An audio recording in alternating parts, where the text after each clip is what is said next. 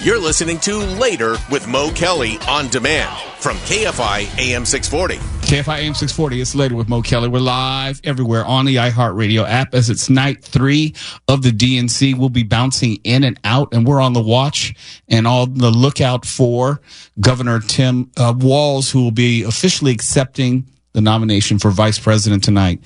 So we will have his speech. You heard Mark Runner earlier with an excerpt from the former president, Bill Clinton, who spoke earlier in the evening.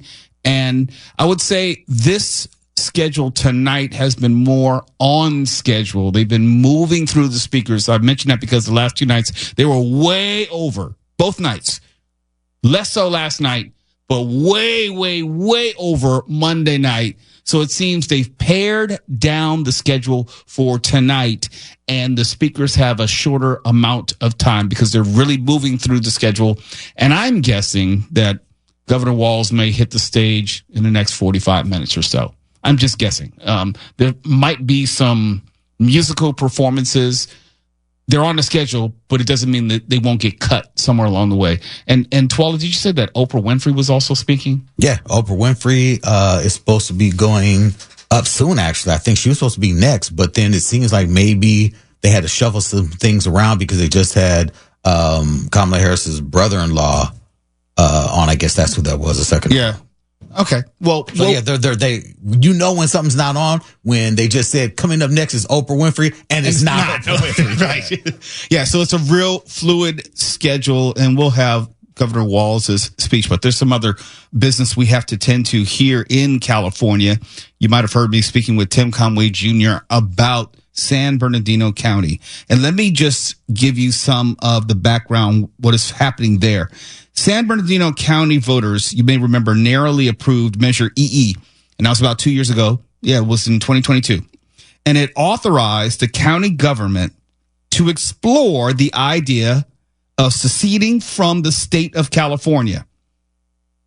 This was connected to the idea that the county was not getting its fair share of state resources. San Bernardino County, okay? Or as I call it, San Bernardino. This week, what? I like that. We got River Tucky and San Bernardino. You'll see why in just a moment. This week, the county government revealed the results of a study conducted by the Blue Sky Consulting Group that shows the county, get this, actually receives 9% more state funding per person than other counties statewide. And to me, it makes perfect sense because San Bernardino County is probably not producing the amount of state income tax that the other counties are producing. And this is what 4th District Supervisor Kurt Hagman said for San Bernardino County. Quote, the truth is in the numbers, and we're able to show in most cases, or about 50% of the cases, we're, as in San Bernardino County, we're getting our fair share by population, or maybe a little more by population. Close quote. And it goes on, we're not getting our fair share for homeless in the county because the formula they use is based on large cities. So even though we're the 6th largest, as in county, in California by population, we're not getting that because we don't have a city with more than 300,000 people in it. Yeah. Mm-hmm. And also, according to Blue Sky study, oh, here it is. Quote, tax revenues generated in San Bernardino County are likely less than half the revenues generated statewide. Now, I understand you may not want to be connected to California. You may not like the crime. You may not like the trash. You may not like the whole persona. You may not like what California feels like. But let's see this through to its logical conclusion. All right, let's do a thought experiment. Let's say hypothetically San Bernardino were to secede from the state of California.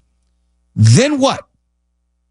Then what do you become? Do you become Puerto Rico and you just kind of govern yourself because you're not getting any revenue from the state? You're not getting the help from the state when there's flooding, right? You know, there's a fire, some sort of disaster. State can't help you. Hey, Puerto Rico got paper towels. Right. But again, at high velocity, by the way. They had to go to the federal government for that. That's true. Same thing here. You know, if you have a problem with immigration, good luck. I'm being serious. It's not like you can go to the state because you don't have control over the border. I just don't know how this is supposed to work out. Didn't we fight what's the word I'm looking for? Oh, yes, a war over that kind of thing once? We did. I think they called it the Civil War. Oh, Don't that's quote me right. on that. Yeah. The idea of secession may sound real sexy, but the realistic implementation, not at all. Not on a state level, not on a city level, not on a county level. I don't know. It's easy to put it on the ballot and people want to say, yeah, let's just go ahead and secede. But I don't know if people have really thought through what that means if you were actually successful. You love that state money. Trust me, when it comes to schools, putting students in schools and the money you get for your public schools because you have actual students, all that's gone. Gone. All the money that you get from the state on any level, gone. I don't know how this would be a better option. You know, if you feel like you're not getting your fair share, all right, then that means you get, put it this way. My mother told me a long time ago, you can get a little bit of something or you can get all of nothing. And if you get all of nothing because you've seceded from the state of California, I don't know how that's a better option. But as it turns out, you are getting more than your fair share. Now, maybe you want to reapportion some of the money where it goes, is allocated for homelessness as opposed to something else. Have that discussion. But if you think that San Bernardino County can make it with its own industry, it's not like you get any of the money from Silicon Valley anymore. It's not like that. If you think that San Bernardino County produces enough of anything where you can survive on your own state income tax, good luck. Toll roads. That's how they can make their money. Toll roads to get through. Oh, yeah, okay, but they're just taxing themselves. It's not like they're getting money from elsewhere. You know what I mean? You're just No, I'm saying say if we need to drive through San Bernardino what? Let me stop you there. I mean, for what? It's an easier route than going. How many times have you driven through San Bernardino? Well, I mean, look, not often. I'm thinking like if they charge us to drive through, like people who are going to River Tucky, I will stop at the border and yell across, "Hey, Tawala, come see me in Orange County." Oh, I know. They're probably San Diego County. Probably going to entice Elon Musk to move Tesla to the state of San Bernardino. Well, good luck to him. I'm trying to think it through. No, look, it would be for them to figure out. It's not for us to solve their problems. But for now, San Bernardino is not going anywhere. It's Later with Mo Kelly, KFI AM 640. We're live everywhere in the iHeartRadio app. You're listening to Later with Mo Kelly on demand from KFI AM 640. It's night 3 of the DNC, and we're following along, waiting for Governor Tim Walz, who will speak live. We'll bring that to you. Governor Josh Shapiro of Pennsylvania had just finished speaking, and I was looking over the rundown for tonight. It's like, wait a minute, Stevie Wonder was supposed to perform today? Yeah. Stevie Wonder? Yes. He performed already? Yes. He was already up there. He killed it. How did I miss it? No. Okay. All right. You and I have worked in the music business. Okay. Mo. We don't lie here. Mo. I love Stevie Wonder. He's one of my most favorite artists of all time. He just doesn't sound that good live. I believe from looking at the response from the crowd, he had it up. Okay. Turned all the way up. Dancers, DJ Malski on stage with him, live band. It was a lot happening. Okay. Tuwala, you produced a concert. This is true story, okay? I did. This is true story time. Okay. You produced a concert. It was the Beat Summer Jam. Yes. And there was one year, I can't remember what year it was. I just know I was there the year that Stevie Wonder closed the show. Yes, it was the year that we had Little Kim on the show, and instead of Little Kim being the headliner, Steve Harvey, who was new to our station, wanted to show us young people what real music was, and he said, "Do I have an act for you all coming up at the end of this show?" Okay, and he kept promoting it on the radio, kept talking about it, hyping it up, and I'm the stage manager. Okay, so Little Kim is on stage, and she's killing it because it's Little Kim, right? This is in her heyday. In her heyday, and the crowd is and it was a secret. No one knew who the act was, And Steve Harvey's on stage and he's bringing them out. He's like, ladies and gentlemen, I know you have been waiting all day for this act right here. Family Feud, Steve Harvey. Family Feud, Steve Harvey. Give it up right now for the what is he, the eighth wonder of the world? Eighth wonder of the world. Give it up for the eighth wonder of the world, the one, the only Stevie Wonder. And how many crickets? And I'm telling you, it was, you could just see, I'm on the stage and this is Irvine Amphitheater and you just hear. and you, yeah. No, look, I disrespect. I have a different vantage point. I was walking out right after that announcement and half the venue started walking out. And look, I'm on the stage and I'm watching all of these people leave. And I'm looking over at Steve Harvey and he has the angriest look on his face and he's just fuming. Well, at least Stevie didn't see it. And that was the joke. Damn, Mo. Oh, man. Oh, okay, but see, I've heard Stevie Wonder perform, I want to say 3 or 4 times. Yes. And each time that I've seen him live, he has been far less than spectacular. I don't know what it is. I don't know if it's an age thing. I don't know if he doesn't care as much anymore.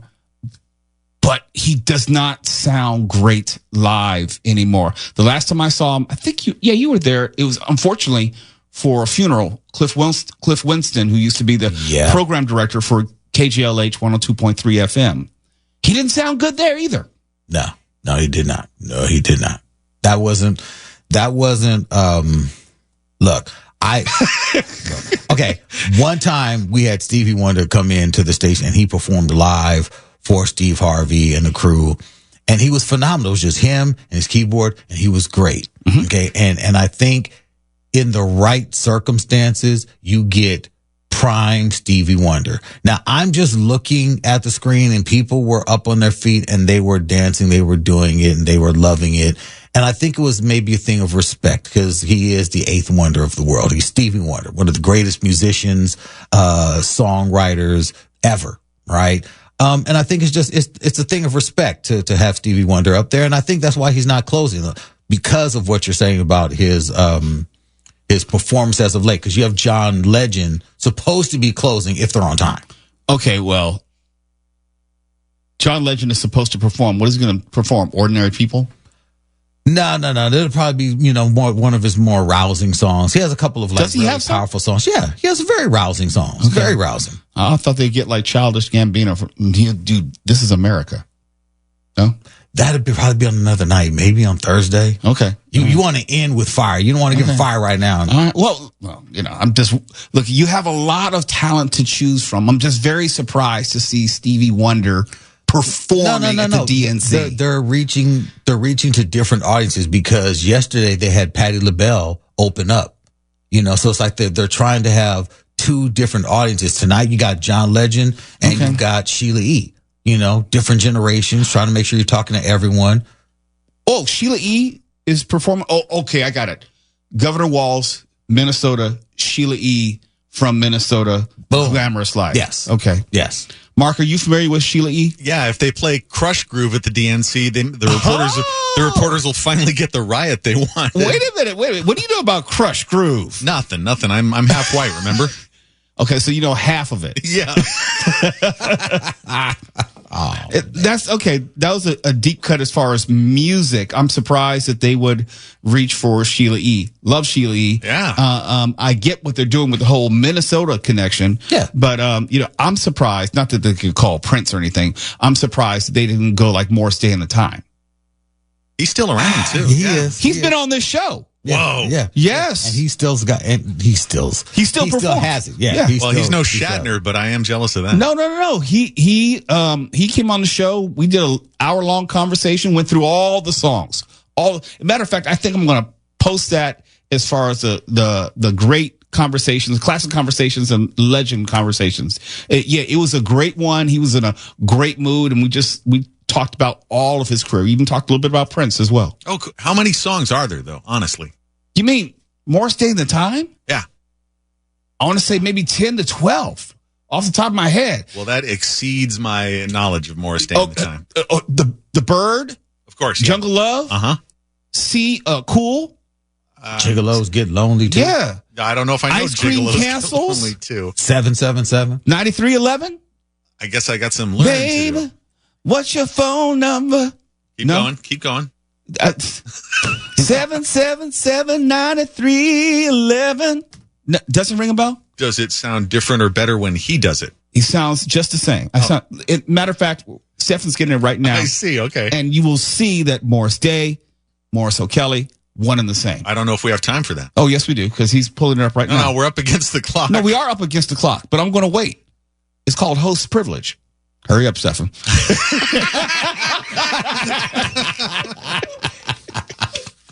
Yeah, Morris Day, he has it, I would say 10 to 12, if I actually thought about it all. I like him. I just don't know all this stuff. All right. Do you know who? What's that spell? No, I think you better do that. You first, then the actual song. C-O-O-L. What's the secret to that falsetto, by the way? Is it in the underwear? No. No? No. I'm not. Had to make it weird. No. I'm not mocking you. I would never do that. You're listening to Later with Mo Kelly on demand from KFI AM 640. KFI AM 640 is Later with Mo Kelly. We're live everywhere on the iHeartRadio app. Let's drop into the DNC and listen to Oprah Winfrey. And what we're going to do is elect Kamala Harris as the next president of the United States.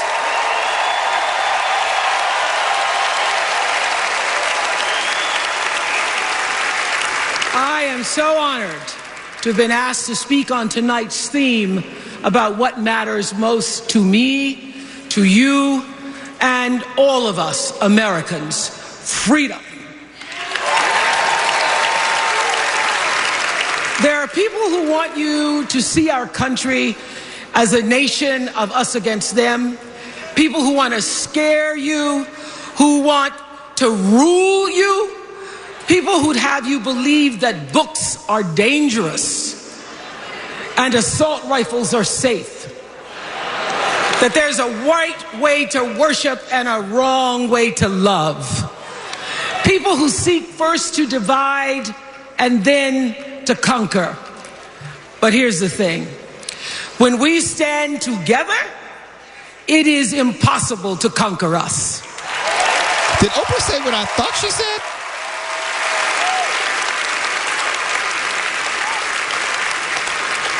In the words of an extraordinary American, the late Congressman John Lewis,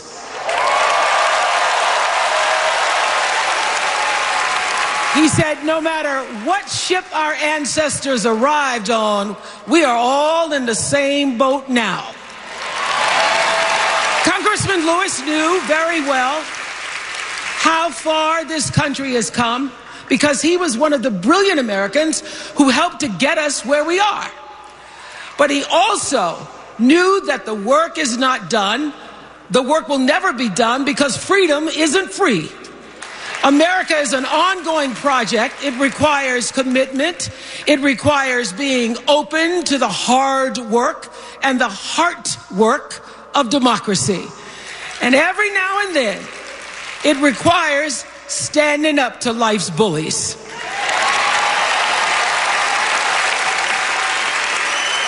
I know this. I've lived in Mississippi, in Tennessee, in Wisconsin, Maryland, Indiana, Florida, Hawaii, Colorado, California, and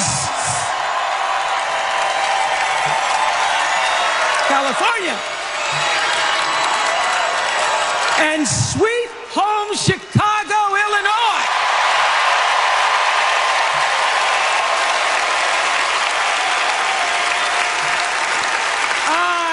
Have actually traveled this country from the redwood forests, love those redwoods, to the Gulf Stream waters. I've seen racism and sexism and income inequality and division. I've not only seen it, at times I've been on the receiving end of it. But more often than not, what I've witnessed and experienced are human beings, both conservative and liberal, who may not agree with each other, but who'd still help you in a heartbeat if you were in trouble. These are the people who make me proud to say that I am an American.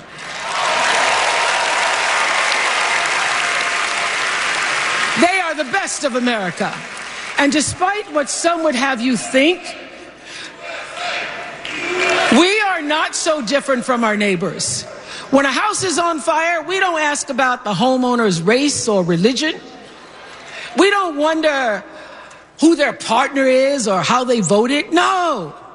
We just try to do the best we can to save them. And if the place happens to belong to a childless cat lady,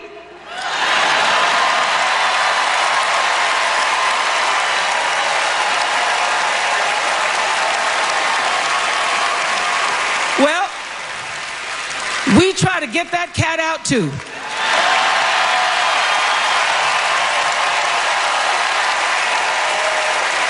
Because we are a country of people who work hard for the money. We wish our brothers and sisters well, and we pray for peace.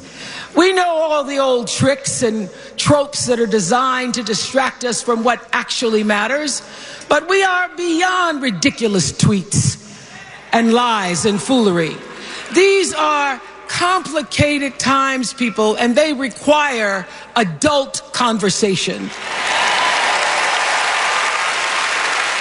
And I welcome those conversations because civilized debate is vital to democracy, and it is the best of America.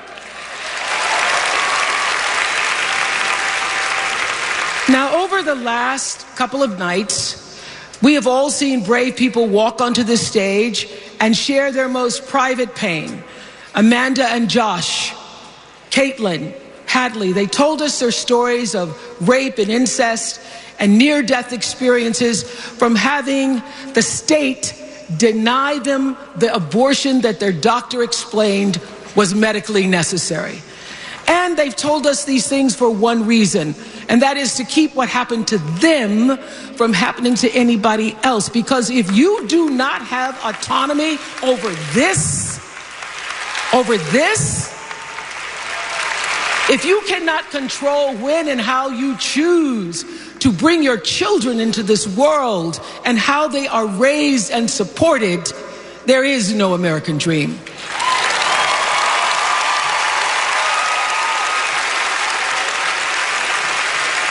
The women and men who are battling to keep us from going back to a time of desperation and shame and stone cold fear, they are the new freedom fighters. And make no mistake, they are the best of America.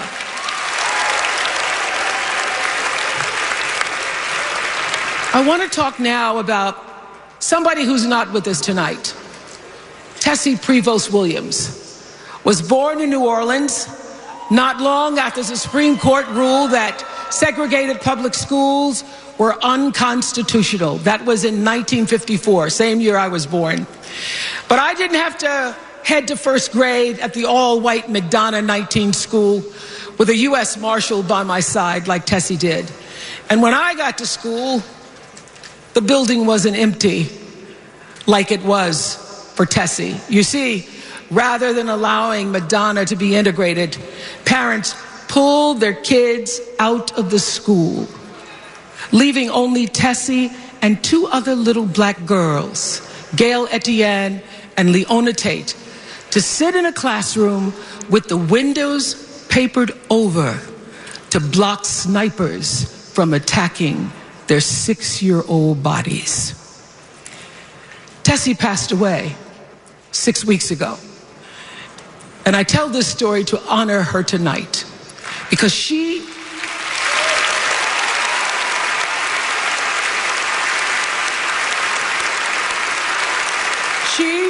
like Ruby Bridges and her friends, Leona and Gail, the New Orleans Four they were called. They broke barriers and they paid dearly for it. But it was the grace and guts and courage of women like Tessie Prevost Williams that paved the way for another young girl who 9 years later became part of the second class to integrate the public schools in Berkeley, California. And it seems to me that at school and at home, somebody did a beautiful job of showing this young girl how to challenge the people at the top and empower the people at the bottom. They showed her how to look at the world and see not just what is, but what can be. They instilled in her a passion for justice and freedom and the glorious fighting spirit necessary to pursue that passion. And soon, and very soon,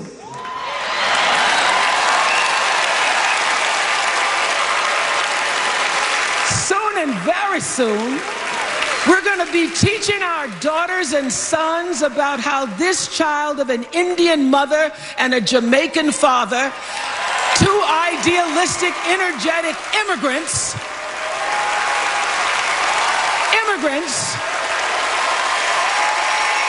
how this child grew up to become the 47th president of the United States.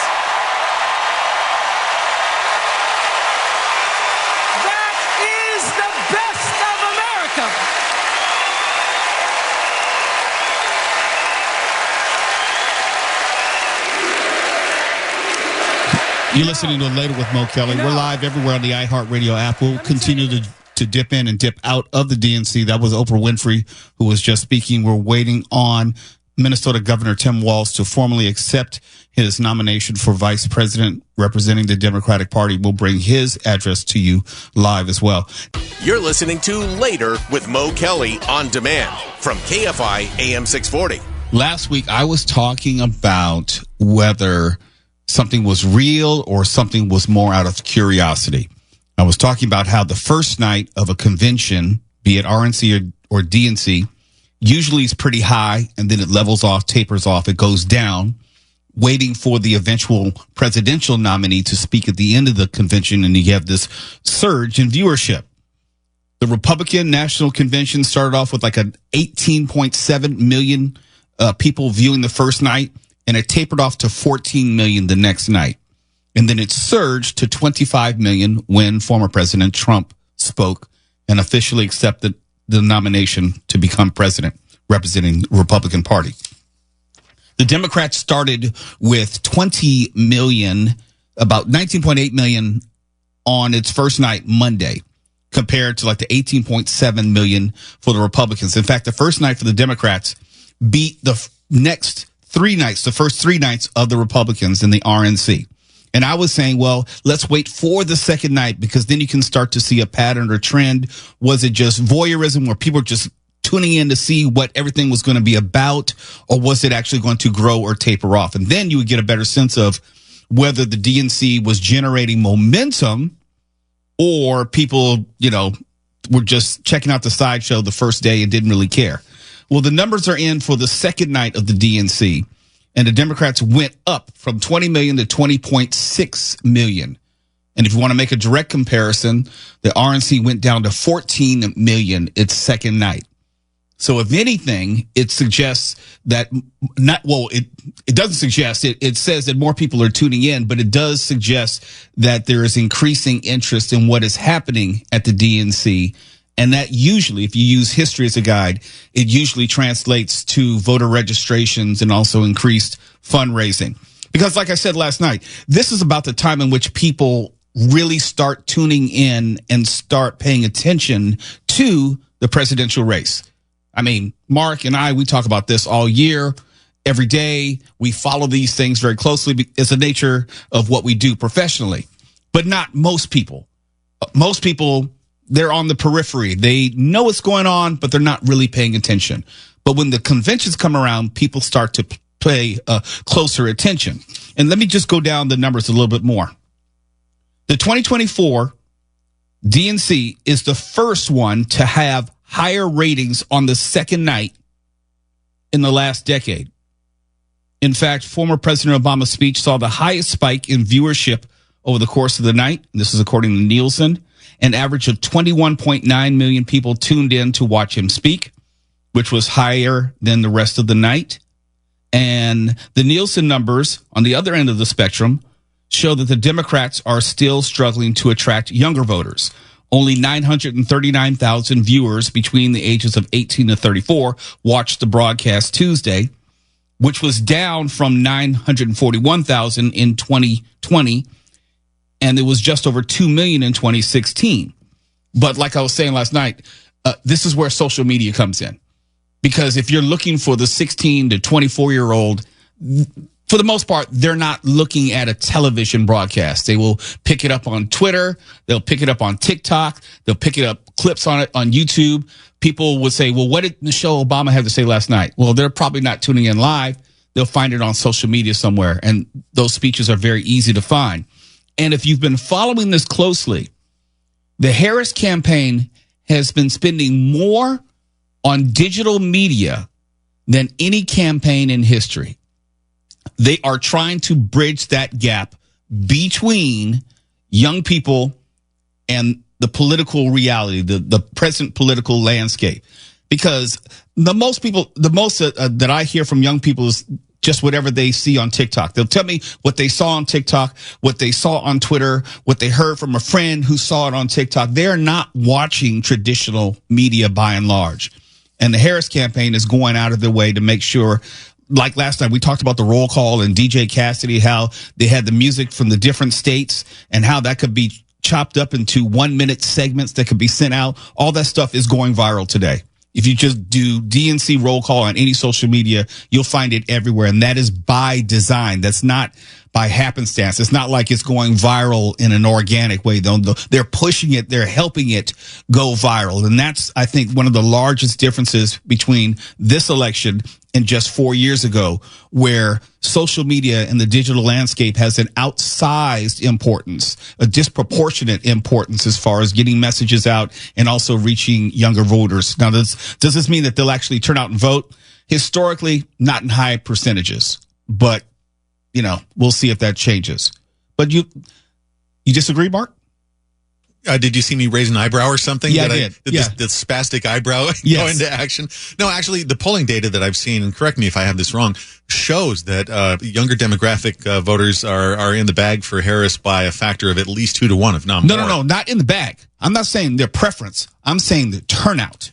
And the viewership, young people aren't going to watch this stuff on TV. And by the way, as you and I were sitting here, Wes Moore, the governor of Maryland, was speaking. Nobody knows him. Do you really want to follow Oprah if you're Wes Moore? No, not if you're actually a speaker on the slate. But thanks to social media, you can be separated from Oprah, and just his speech can go out and people can find it. Yeah, he better hope so, because it would be a come down for Oprah even to be president, from what I understand. Look, Oprah has an advantage over most people because television is her natural habitat, as it were. So she's very comfortable in front of a camera, and she is obviously world renowned. Everyone knows Oprah, so she's made for events like this. But the governor of Maryland probably is not, even though he is an elected official. He's done campaign stops, but you're not going to be able to rouse the audience in a way that Oprah Winfrey can. No, you got to plan this stuff out so that there's a natural flow. And you guys, as longtime music people, you know that you plan the flow of speakers, music acts, whatever. So you wind up to the big finish. Yes. The headliners. You don't put on one of the headliners first and then put Wes Moore on afterward. Think about a set list. That's basically what you're talking about. Yeah, exactly. You'll sprinkle in your hit songs throughout the night. You're not going to put them all at the beginning. You're not going to put them all at the end. You sprinkle them in. You'll play some new songs. Hey, we have a new song from our album we're going to play, because you want your fans to come along with you and also buy the new music, not just the old music. Yeah, if you're Berlin, you don't open with the Metro. Right. You'll close. And speaking of Minnesota, all things Minnesota, the one and only time that I saw Prince, he closed with Purple Rain. He didn't open with Purple Rain. That's what you do. It's later with Mo Kelly. Pete Buttigieg, Secretary of Transportation, is speaking right now. I believe that Tim Walz will be next, and if and when he does begin to speak, we'll bring that to you live.